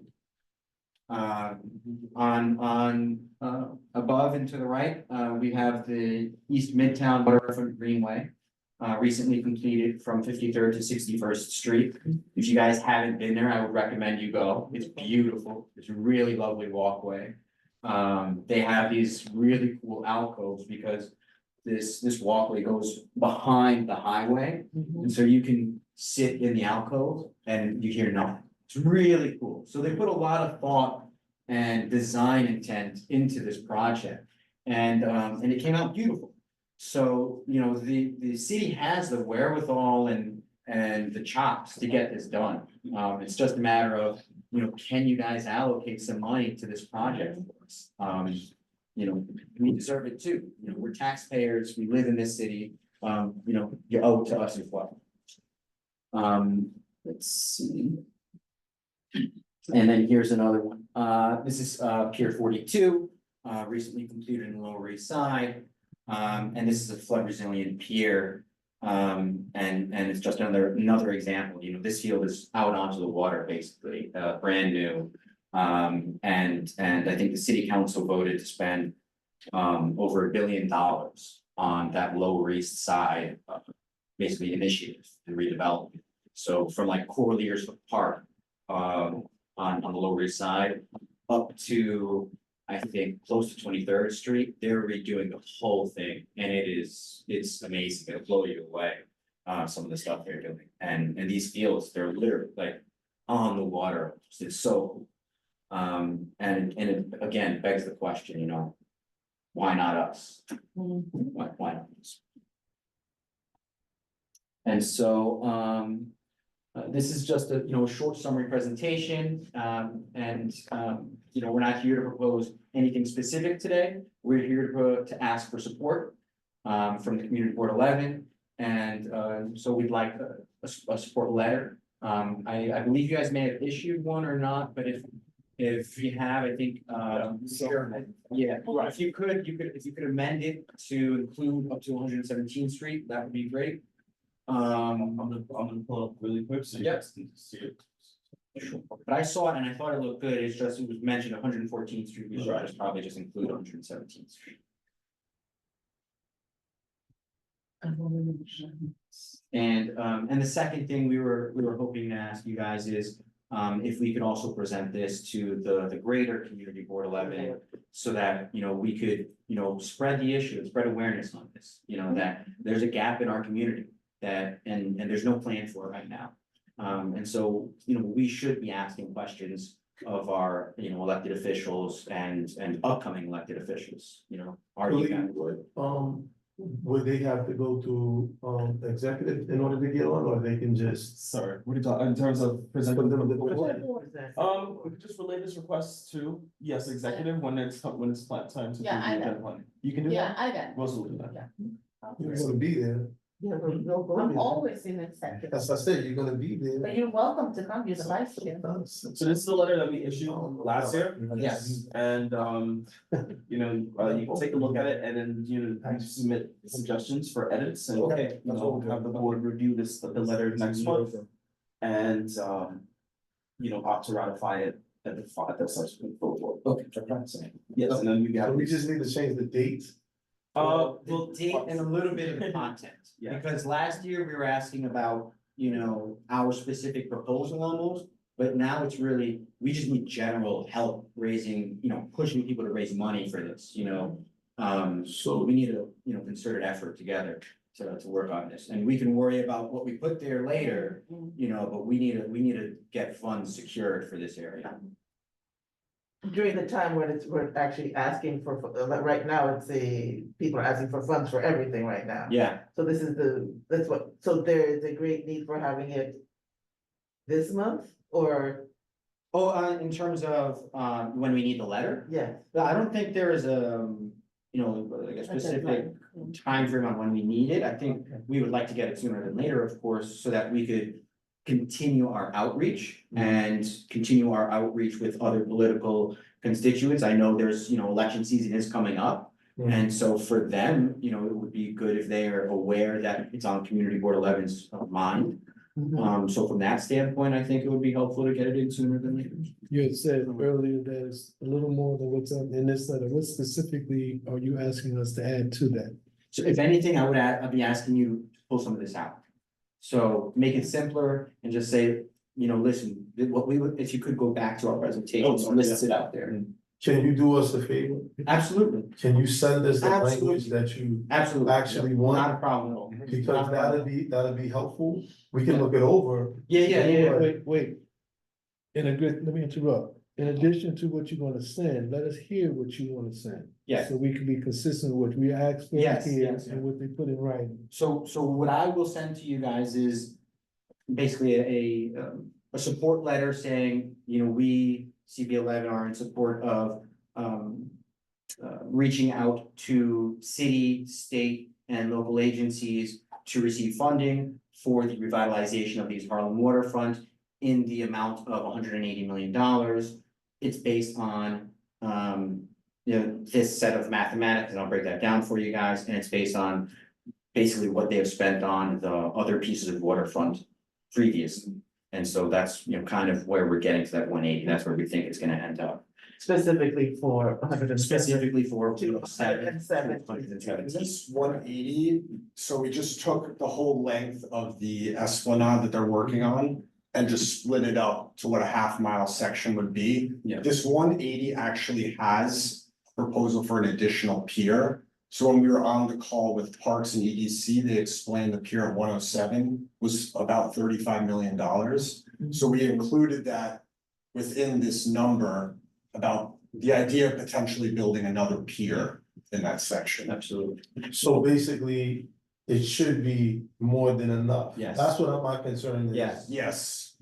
That your numbers are actually inflated a little bit to make sure that it. Yeah. These are going off of all the numbers they provided for the current. Yeah, that's fine. Yeah. But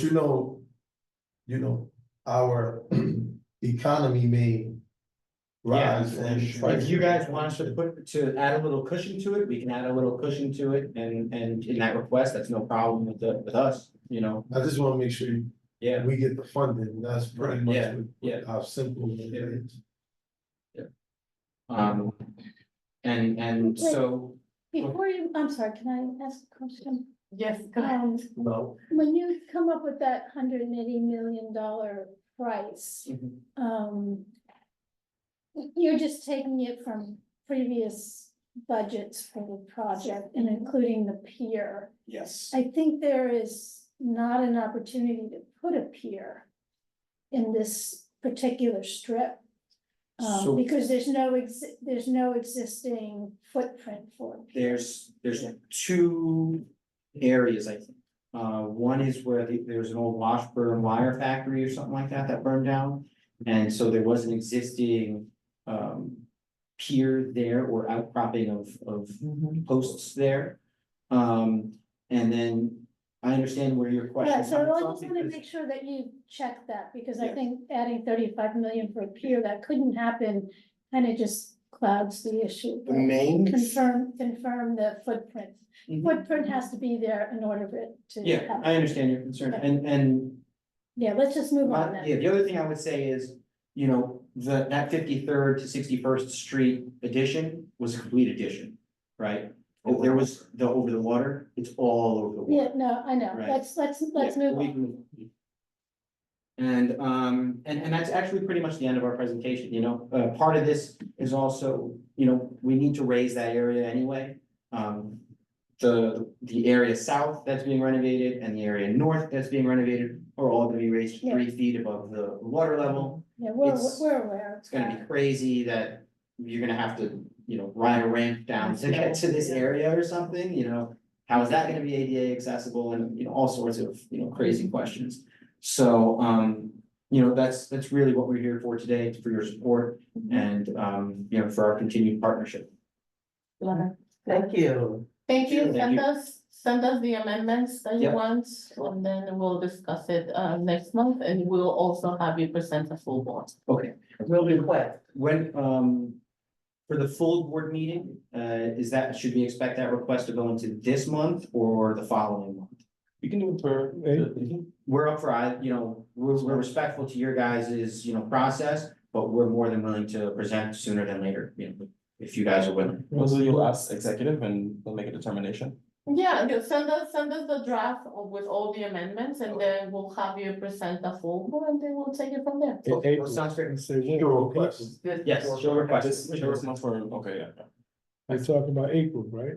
We're talking about it. Yes, we're talking about it. So that's like in 3 weeks. But from just say now. April, just don't say you present, we talking about April, we said anytime, Yes. so April. I'd be happy. So we could be clear. I'd be happy. Full board, yes. Thank you. Exactly. Thank you guys so much. Thank you for explaining it, thank you for advocating, Yeah, I live a block away from here, so like I see it every day. Here's All right. So now, old business, which is unfinished business, thank you so much. And Earth Day, yay. Earth Day. So basically, we've met a couple of times. And I had a conversation with Cynthia from the Museo. She said not to worry, that she's gonna call everyone. Thank you guys for your support. Civita is helping us, Cynthia will be helping us, and then she'll be reaching out to elected officials and everything. And get all of that sorted out. We're just gonna have to, the $500 from our committee, and the food is going to be sponsored by the East Harlem Community Partnership. Yay, thank you so much. You okay for you? No, it's okay, keep on, keep on. Okay. So that's basically what we are, and a lot of the organizations have already confirmed their attendance. I am going to. Oh, it's just me, maybe. That's weird. It is so great. I have a logistics question. Oh, no, it is the thing in the jingle. You see? Something, that's weird. Keep on, maybe it goes. Oh, God. I mean, my doctor's guy, so. Before you move on to the presenters and all that stuff, I have a logistics questions about the space. And that is the tables, because when we met with them, on the notes that I read, there weren't enough tables. So we have to figure out where we're gonna get tables. Right, when we go, hopefully, next week, if you guys are available, we can go talk to her directly and see if we are going to need 100% more tables. And I then, think they only had like. right, but I'm saying like, Based off of what we, yeah. the walkthrough, so let's just go in person and find out 100% if yes or not, then we can head up to organizations which. No. need a little bit more than that. Determine how many we need, because they don't have enough, that they were Right. told. What my suggestion, Mm.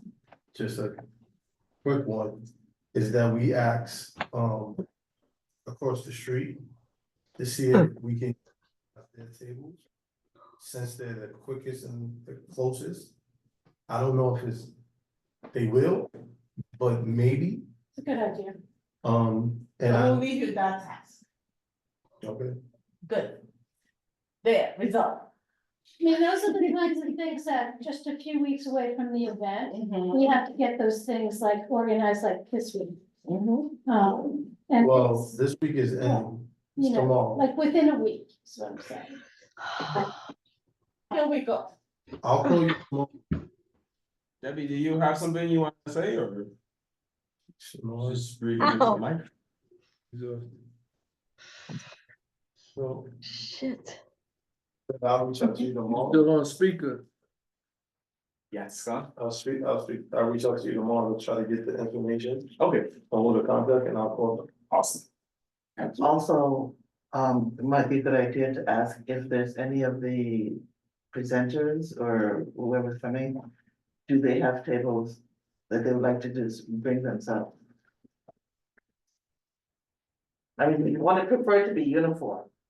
Well, not really uniform, but it's gonna put a lot of, Yeah. wear, I don't wanna say wear and tear, but a lot of, there's gonna be a lot of heavy lifting for them, all presenters All that of a sudden bring a table, that yeah. bring a table.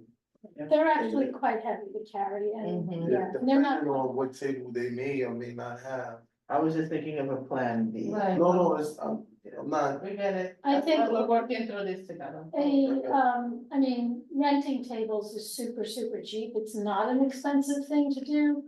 Yeah, but Well, you can't ask people who are tabling. Right, that's what They I'm saying, we expect gotta, to have a table from us, and, I mean, I think you can rent a table for like, $8 or something ridiculous. we're definitely not renting tables, cause we don't. Okay, we need to figure out where we're getting to, so thank you for offering that.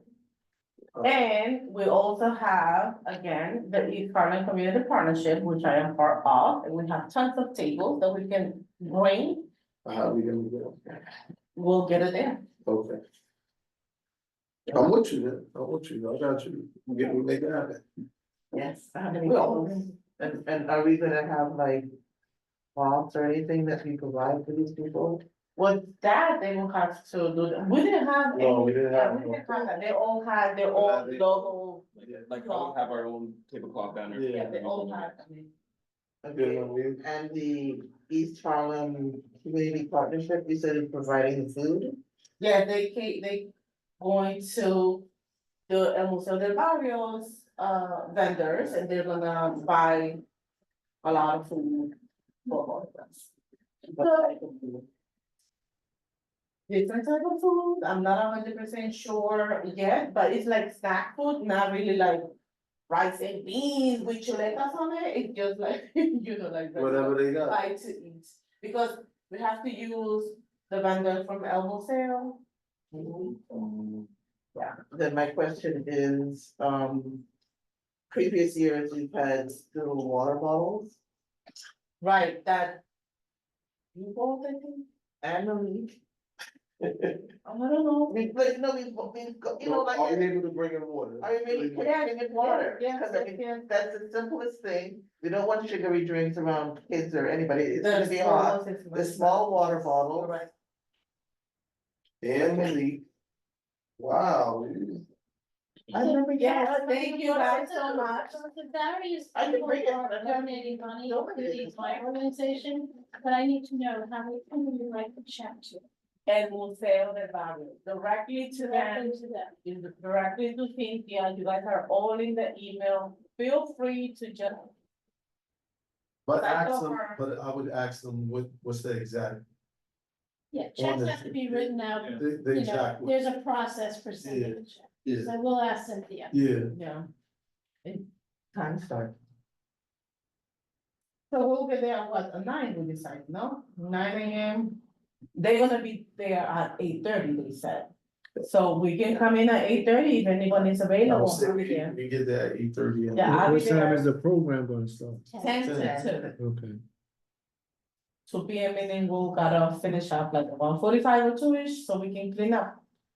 So Oh, so for the two is the hard stop. the hard stop, so we can do the. So we gotta clock. 1:30. 1:30. 1:30, yeah, 1:30 would be it. But 2 PM goes the programming, and then after 2 to 3, it'll be clean up and everything. So from 3 is the hard, okay. So you gotta say that, cause we did that. I'm telling you when Send it the to. program. Send it to, send it to. You answer my The question. before and after is clean up, Yeah, yeah, before is okay, clean up. okay, 2 to 3 clean up. So 3 PM. is the hard. That's is the hard. hard. So now the question for is, so our total stay in that place, we get there as early as what time? 8:30 if possible. 8:30? No, listen, 8:30 to what, 3 o'clock? If possible, I No, I don't wanna push. No, I'm not saying, it's not pushing, it's like, we can be there at what time? They're not gonna let us stay at 7 o'clock. 8:30 to 3 PM. Okay, so they're expecting us out of the place at what time? 3 PM. Okay, that's what it is. Now, if it goes beyond that, it's because it took longer. And we can't get there early because they're not gonna let us in before 8:30. That's what I'm asking. Right, the same thing happened last year and we were out of there literally like yeah. at 1:50. So we need to know, With the cleanup and everything. we need to know so- what we're working with. That's all I'm saying. For me, it's not saying that we can go beyond 3. They want us out of that building at 3 o'clock. That's what we gotta work with. If it happens beyond that, then it's something else we gotta deal with. All right. Okay, Okay. we're all set. Oh, and I'm inputting the logos and the flyers, so it can go out hopefully by tomorrow morning, sorry. Tomorrow, The, we send it by 5 p.m. We send out the newsletter. Okay,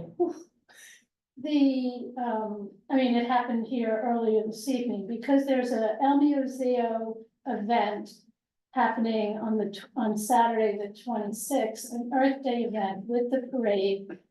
Somehow it's got El Museo listed in there. right, they are also And participating. CB11 listed in there, and Yes. that's why it's confusing people. They think they're signing up to table at that event, so you have to make sure everyone knows it's 2 separate events.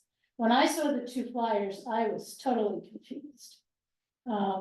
So, and that's why the commissioner that was just presented, he was confused about it. I think one of the problems is the 2 flyers are essentially the same colors. And they're in the email blast, one on top of the other. That's the dates, really. Yeah. 27, 26. I understand. Yeah, it's an issue, I think it's gonna be So, an issue, people are. Would you suggest to like change the whole flyer to make baby? I don't know what to Just suggest. take the background of it. Change the color. Yeah, just so that it's a different. Can you write 2 different events in the middle of them? I don't know, I'm just. It's separated by like a line that's like, you know, like, this is different, you know, this is why, this is the, I'll try, we'll. I don't know, I'm just. Yeah, I'll probably start putting this, like our event at the top and, you know, just to separate it. They have to, yeah, if you can separate them, that would work. That look that you And if get. they- Okay, so with all that being done, no new business, right? And we are gonna do a roll call so we can go home early. Early. Thank you, Khalid. Rosa Diaz, I'm here, thank you. Bonnie Lee, Present, Malik McCullough, Samantha Pedro is absent, Debbie Quinones, Present. Present. Alida Chicampo absent, Michelle Bouchard Thomas. Present. Thank you. Okay, good night. The meeting is adjourned at 8:40. Thank you. Oh, that's what we can talk about. yeah. Yes, yes. Are we, Rosa, are we able to add our logo to your flyer? One second. We're still